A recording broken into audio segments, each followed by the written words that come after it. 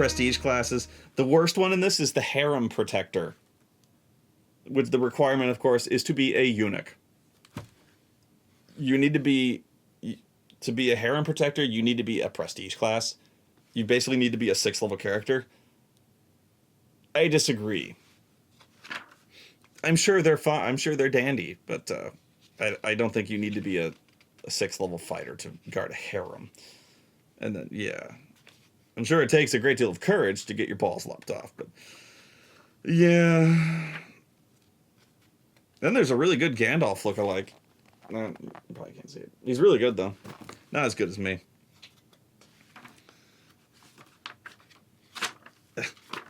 Okay, then we're in the home stretch. Spells. Oh, equipment. Oh my god. This is the good stuff. Let's see. 135. There's the spells, which I thought would be a lot funnier, but there are some good ones. Okay. There's some are so stupid that I have to call bullshit. The 2nd level bard spell Disrobe, which essentially all the subject's clothing and underclothes and armor fall off. I call no. The unseen lover, which essentially summons an invisible person to fuck you. See, already we're dealing with some really fucking stupid spells.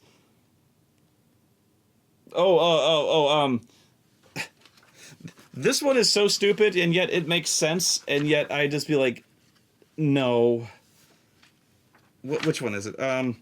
Grope.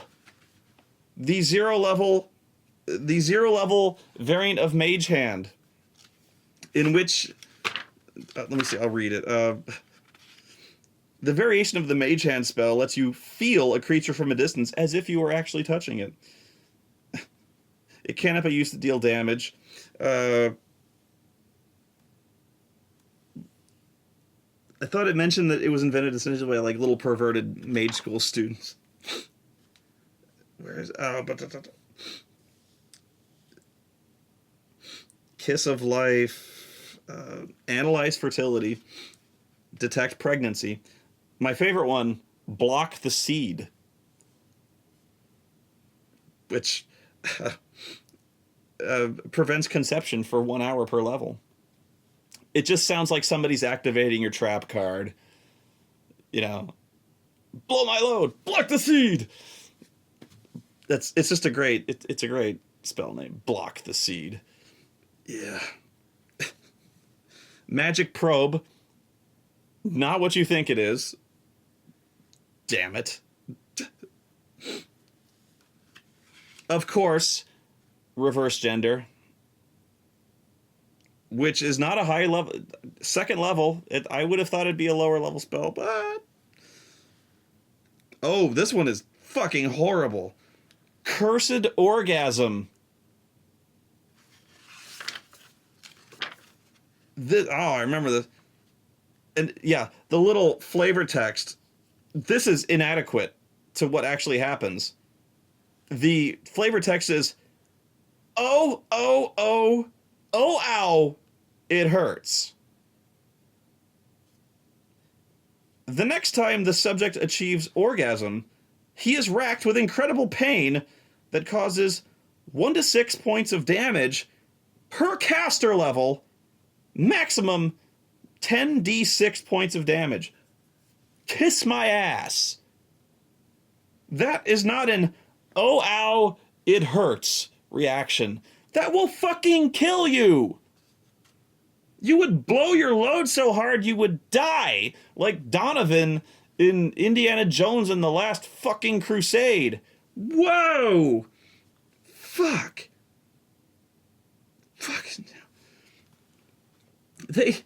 They give you, if you're familiar with the command spell, command is a low-level charm person in which you give the target a one-word command and they have to do it for, I believe it's only 1 round, but they give you, see if you can guess, given this book, what those commands might be.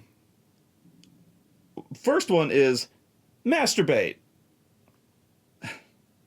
On her turn, the subject drops any items she has in her hands and begins to undress in order to fondle her genitals. You see how I was saying how maturely this was addressing the sexual content? Orgasm. Okay, look, you can't command me to do that. Or can you? You can't. The subject experiences an orgasm and stands in place for 1 round. She may not take any actions, but may defend herself normally. I disagree. If somebody cast that on me, I would be so fucking pissed. And jizzed. Jizz in my pants. That would... You imagine that? You're doing your adventure thing and some fucking wizard does that? Orgasm! Ah! Ugh! You fuck! Walking all funny. Like, ah! Oh. Everyone's making fun of you because you got sticky fucking tights now. Shit.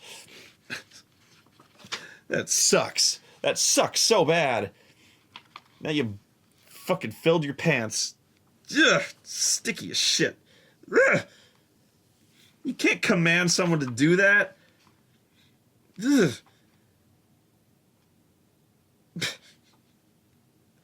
Block the seed. Impotency. 'Cause... Sucker. I barely knew her.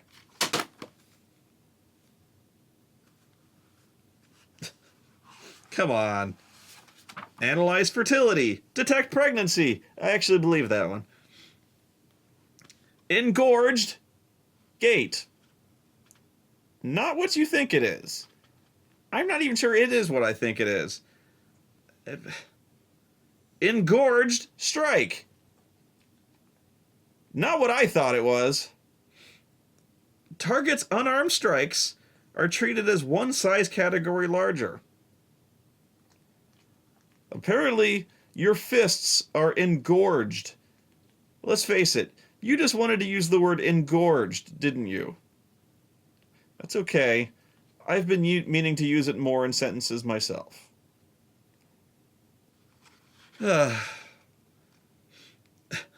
Irrational attraction. Subject becomes enamored with any type of creature. It's the dust of broken hearts. Grope. Yeah. Engorged strike. Oh, blessed seed. Or infernal seed. That's the one that's kind of fucked up. Is infernal seed guarantees pregnancy upon your next ejaculation. But also guarantees that the child produced from this will be half celestial / half infernal. That's actually really dark. Also introduces the rapey element, which I said to avoid. But does give that dramatic element of, you know, that element where there's always like, soon we will sacrifice this woman, or soon this woman will be the vessel for the avatar of the next dark god. You know, that would be a spell that would pull it off. So there. I think I will close. Well, actually, there's 2 things I want to do. The first, I had to make special note of this. The equipment. Oh yeah. The equipment is really something special. There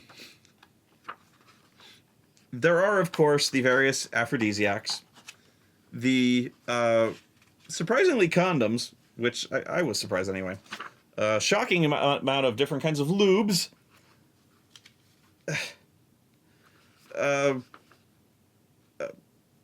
Quite a few price listings for escorts, streetwalkers, brothel prostitutes, masters and mistresses, and masseurs of varying qualities and skill levels. Certain things I've never even heard of. Birth control. And there's this, dildos and this table. Sometimes, even when you're reading a book of erotic fantasy, there are things that I don't need to know. On your character sheet, that is, that I'll just take for granted. I'll believe you. You know. So, when let's just say you are the tantrist sex wizard, or whatever, you're the sex monk. For some reason, I've allowed you to play this out of the book of and you go. I look at your sheet and I go, oh, you know. I don't really need to see ball gag. I don't need to see desensitizing rub. The 5-foot leash. Paddle. Subcategory. Wooden, leather, metal. Penis weights.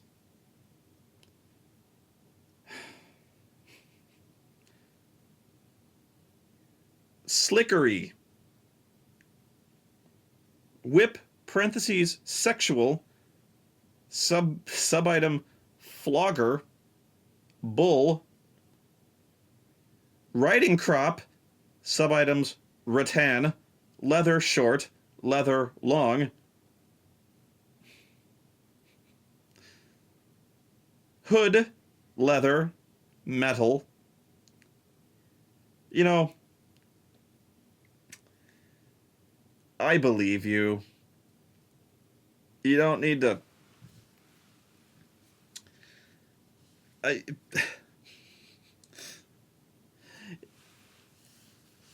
okay, Spoony, I'm gonna take that, comely young wench, and, see if she'll join me for the evening. Okay, roll your charisma and see. Oh well, she's very receptive to this. Great. Well, I'm gonna go put on my leather hood and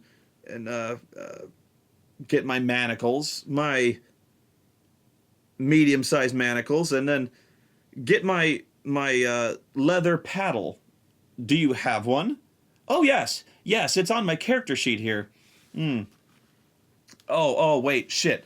I don't have a ball gag. I've been meaning to get a ball gag. Can I go buy a ball gag, Spoony? Well, I don't know. They cost a gold piece. Shit. Okay. Well, I'll go buy one anyway. They weigh a pound. It says so in the book. That might encumber me if we go adventuring. Damn it. It's worth it, though. Alright. Well, I go back, and then I put my penis weights on. Penis weights? You never told me about those. No. They're on my character sheet. My vast array of penis weights. Did I not mention my penis weights?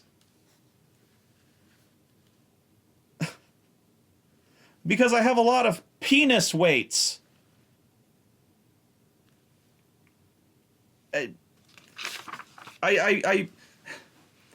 rub my sensitizing oil on my penis, so it really helps the sensation when I hang my penis weights off my penis. She's very impressed by this. When you hang your penis weights off your scrotum. Thank you for putting that on your character sheet with your leather paddle. God. I don't need to know how much that costs. I'm sure it's very important. In the real world, these things cost. I know this, but don't tell me about your penis weight. I don't want to know. Oh, and there's I haven't even read this part. There's the magic items, the potions, the staves, the rods.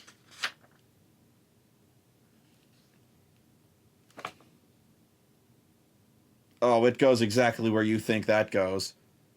Rod of the erotic body. Stop me when you start laughing. This flesh-colored rod is shaped like a double-headed dildo. It is both warm and rock hard to the touch.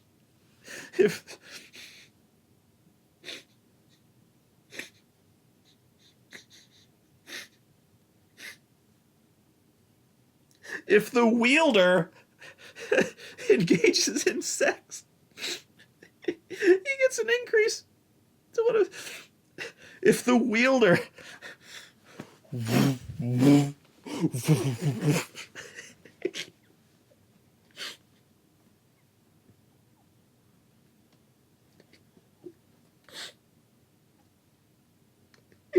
he has a double dick.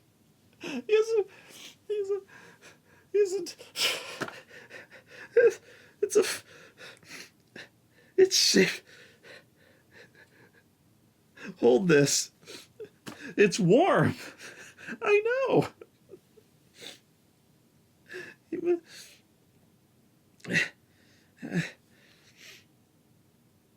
Oh! Rod of the erotic spirit. It's identical in appearance to the rod of the erotic body, except that it is warm and slightly flexible. It's very subtle, but if you're trying to identify and distinguish between the two, one, if the wielder engages in sex, he gets bonuses in various other feats. So, be careful when wielding it in combat, because it tends to wobble a bit. I just want to know, does the rod of the erotic body curve slightly? Because mine curves slightly to the left.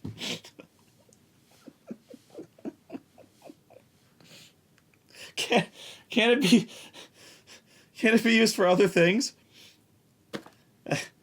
Why is it slightly flexible? What does that have to do with anything? What the fuck? Oh. Rings. Don't tell me there's a cock ring.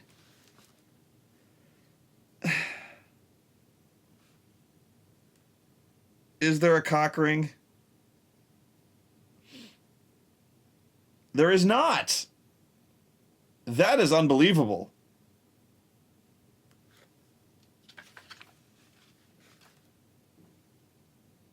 Hang on. Oh no. Okay, weapons. Phallus. I could stop there. Phallus of the engorged satyr. Carved from the wood of an ancient oak tree, this +2 great club is shaped like an enormous phallus. Well, isn't yours? I carve... See, everyone is going to do that now. If you're going to make a barbarian now, you're going to have a... What's your great club? Mine is enormous penis. It's a great club. I carved it like an enormous cock.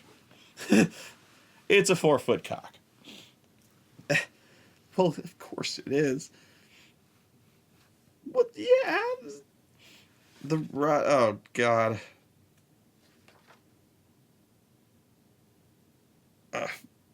I should have read this one. Wow. Well, the one I initially opened this to just look at one in particular because there's armor, like, and it's fairly standard. You know, there's the boots of authority, which grants you essentially like leather boots that give you bonuses to intimidation, the bustier of beauty, the unlikely armor that's like Boris Vallejo armor and stuff. And of course, the cocksheath of pleasure. I will say it again. The cocksheath of pleasure. There are no other cocksheaths but the cocksheath of pleasure.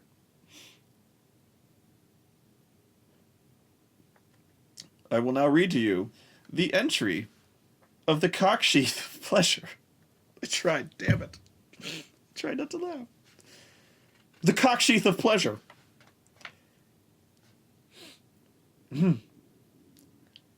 This thin, flexible penis casing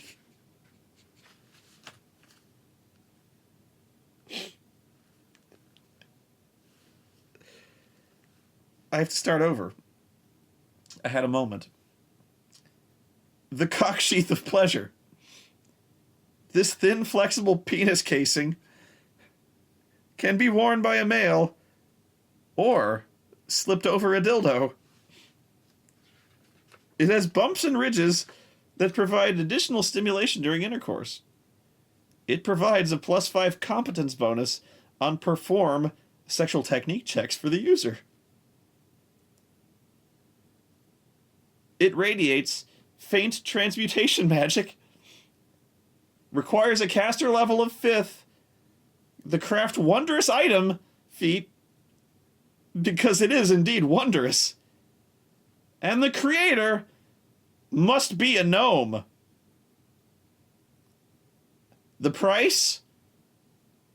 2,500 gold pieces. Worth every copper. Because when you're looking for a thin, flexible penis casing that's ribbed and studded for her pleasure, look no further than the cocksheath of pleasure. I don't often wear penis casings, but when I do, it's the cocksheath of pleasure. But there is also, when I'm out on the town, there is the codpiece of comeliness. I'm not making this up. The codpiece of comeliness, this clothing is generally worn by males to emphasize their penis. This is untrue. It emphasizes the total package. It frames.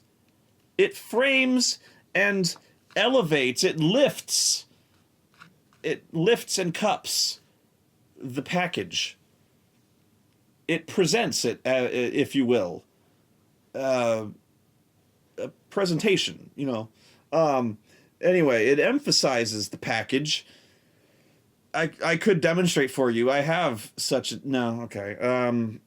When worn, it adds a +2 enhancement bonus to his appearance score.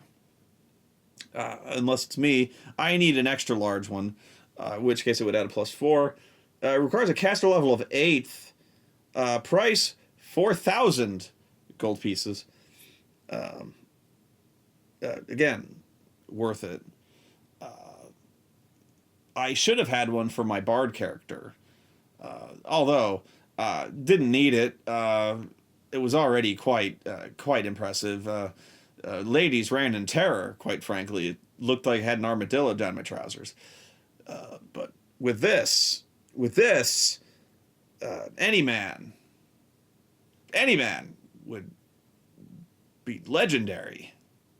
Just prowess, just be the thing of epics, sung for decades by men and women. Just they would see him coming long before he arrived. Just the radiance of it. I can't. Oh. Oh, and the Gnomish Kama Sutra. Much like the lusty Argonian maid, the Gnomish Kama Sutra is by far the most sought after erotic sex manual in the world, because gnomes are the most experimental and prolific lovers and group sex experts in the world. So most societies ban this erotic sex manual. More societies ban it than permit its use. Also, more people are injured attempting most of the positions depicted therein than any other sex manual. Most times you have to be an acrobat, and most of them require several people and a trapeze.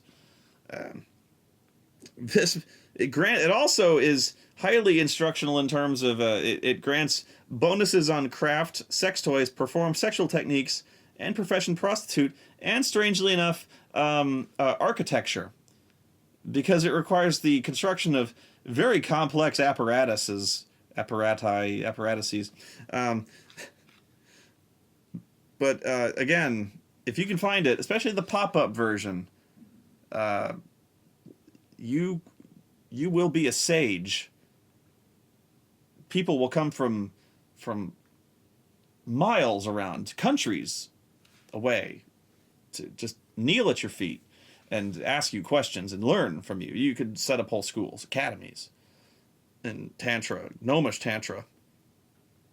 It helps to be short, but you could adapt this. Oh, jeez. I can't anymore. Oh, that's the full frontal shot. I can't even show you that. No. I think we should end this now. Was there anything else? Please tell me there weren't. I can't take this anymore. I may get Azure balls. No, I think there weren't. I can't. After the cocksheath of pleasure, I can take no more. Can you? I'm spent. You know the cocksheath of pleasure will make its way into your game, as will the Gnomish Kama Sutra. And the Azure Walls. Actually, the best part of this book, not funny, actually, this is the most useful thing in this book was the list of 100 adventure hooks, which I thought was actually brilliantly done. Very well written adventure hooks. Most of which, I mean, they all involve some kind of they all involved like a sex act in some way, but no active sex act. Like nothing involved like, oh, well, you have to have sex with someone immediately. You walk in on an orgy and you have to undergo this graphic sexual act. It's things like prostitutes are being murdered in huge numbers. That's the hook.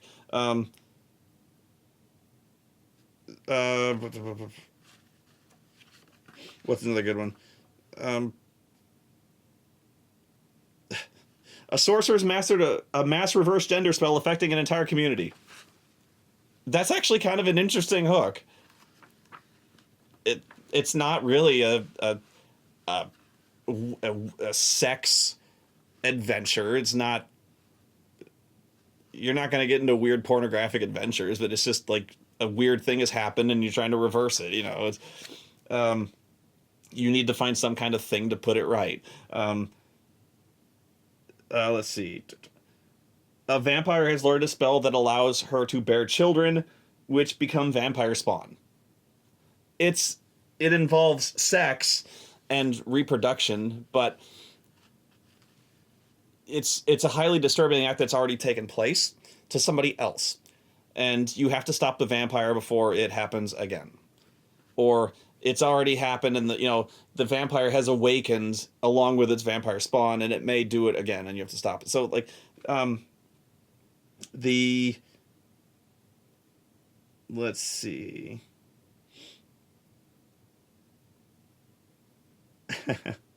Some of them actually do have but only a very few of them involve. A sorcerer's pleasure golem has been stolen, and he asks the adventurers to get it back. They actually describe a monster called a pleasure golem, which is essentially it's kind of a magical construct that can change. It has basically disguised self that can turn into like any like a attractive version of any person that you have sex with, and it's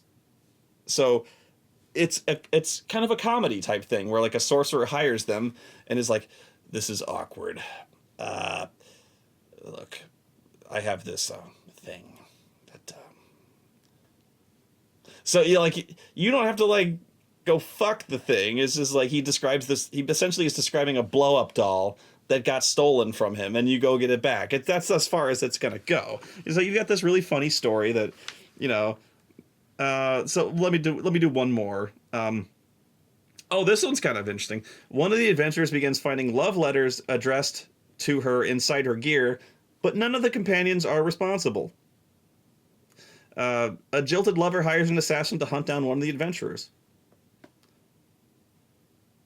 This one's fucked up. I like this one. A Medusa petrifies lovers in the act of sex and then leaves the statues in the public square for all to see. That's disturbing. But that's basically like, that's just straight up murder. And yet, in some, that's kind of ironic how murder is like, that's okay. But that's just like an evil monster doing evil things. And then sadistically, it's like a serial killer. It's doing this thing and then like showing off its work. Like, this is art, So you're going to go stop this Medusa. That's something that the player characters would like want to stop. So marauding band of barbarians kidnaps all the women of a small town. Common. That's very common. There's one that's like a strange comet passes overhead, rendering all living creatures sterile for an entire year. That's interesting. What was it? What was it?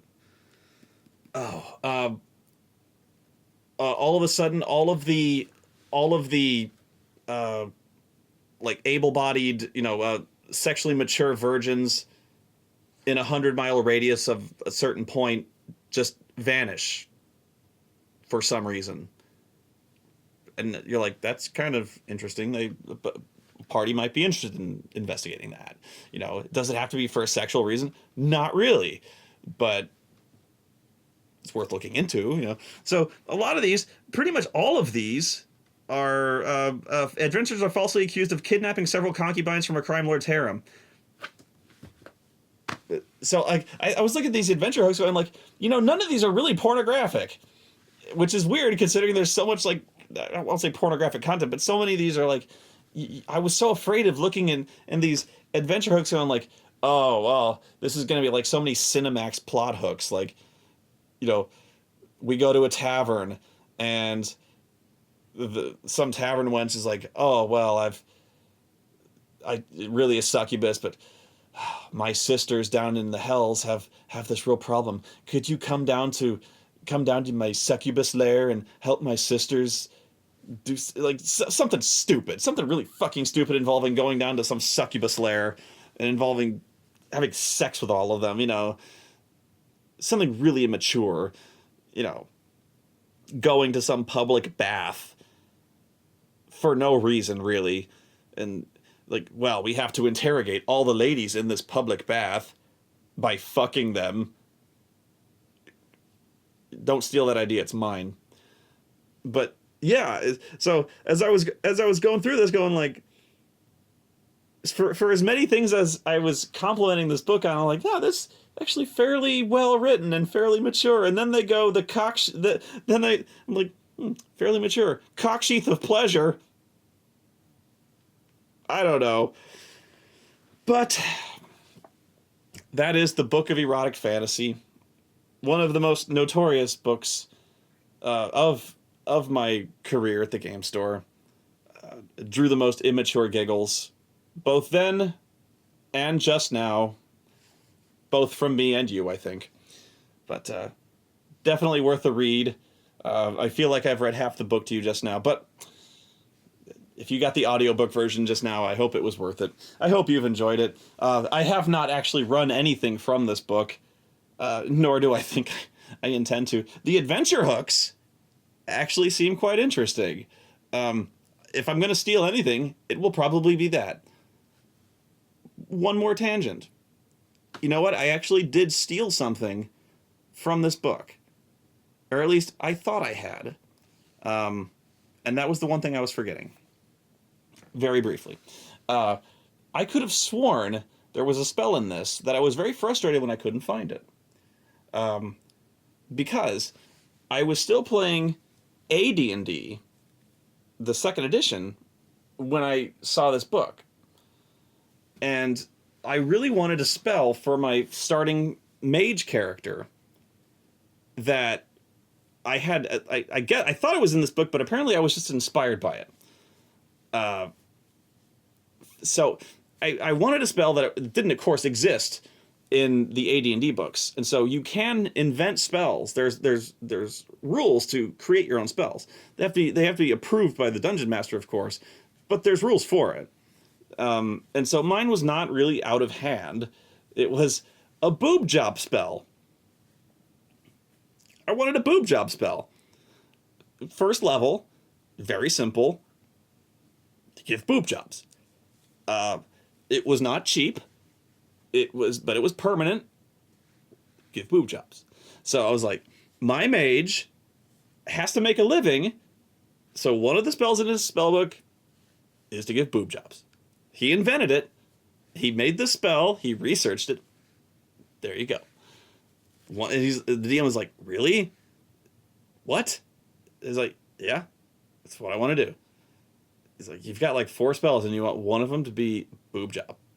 Yes, I do. And so the more he thought about it, he was like, you are going to be so rich. And I'm like, yes, I will. And so call it as sexist as you want. My character, he made a living going from town to town, giving any woman who would want it for a fee, for a relatively exorbitant fee. Not really, he took a fairly small percentage, but to have a permanent polymorph for that low a level, you had to have quite a few material components. We get boob jobs. So people had heard of him from all around. So he did other stuff. He didn't just go honk hooters, but that was the thing. So I kind of had a character with one of the very first, at least in my particular group, any kind of sex-related spell. Virtually useless, but it was a role-playing type thing. I was like, what do you do? I'm well, how do you put this? Cosmetologist? But what does that mean? Tailor? So yeah, my guy would, but you know, he'd go into taverns and towns he'd been to before, and you know, like maybe a barmaid would recognize him and wave excitedly, like, how you doing? You know, very popular guy, very nice. Died tragically, but I'll get into that one later. Yeah, very, very messy. Boob jobs did not protect him from the claws of Fomorians. Ugly, but anyway, yeah, boob job spell. I thought that was in this book. I could have sworn left and right I just adapted a spell from this, but apparently I was just inspired. Anyway, Book of Erotic Fantasy, very rare. I looked it up, hard to acquire, very hard. Apparently I've got one of the this one's an antique. a collectible. Who knew? Who knew this tome of lusty, arcane, erotic knowledge would be as rare as the cocksheath of pleasure. But sadly, the erotic pictures contained therein must remain a secret from you. Until then, farewell.